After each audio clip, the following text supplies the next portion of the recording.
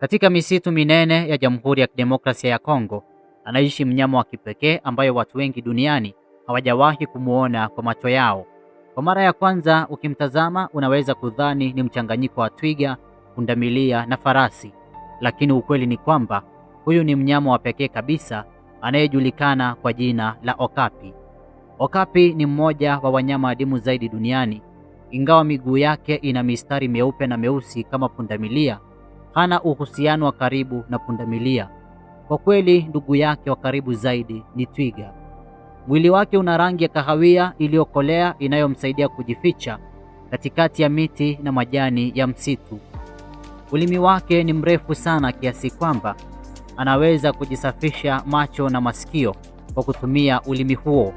Tofauti na wanyama wengi wa porini, okapi hupenda kuishi peke yake, kutembea kimya kimya akitafuta majani, matunda na mimea ya msituni. Ni mnyama mwenye aibu na ni vigumu sana kumuona akiwa porini.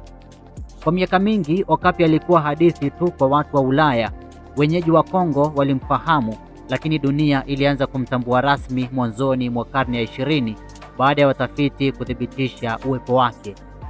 Leo hii okapi anakabiliwa na tishio kubwa. Ukataji wa misitu, uchimbaji wa madini na uwindaji haramu vinaendelea kupunguza makazi yake. Kutokana na hali hiyo, idadi yake imeendelea kupungua. Mashirika ya uhifadhi na serikali ya Kongo yanaendelea kupambana kulinda misitu na kuhakikisha mnyama huyu wa kipekee haangamii.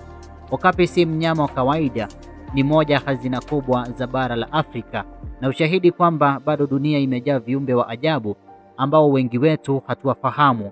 Je, okapi ataendelea kuishi kwa vizazi vijavyo au atabaki kuwa kumbukumbu katika vitabu vya historia? Jibu lake linategemea juhudi zetu za kuhifadhi mazingira leo. Asante kwa kutazama, usisahau kufuatilia Mathew Tiren Media kwa makala zaidi za kuvutia kuhusu maajabu ya dunia. Mimi ni Mathew Tiren. Kwaheri kwa sasa.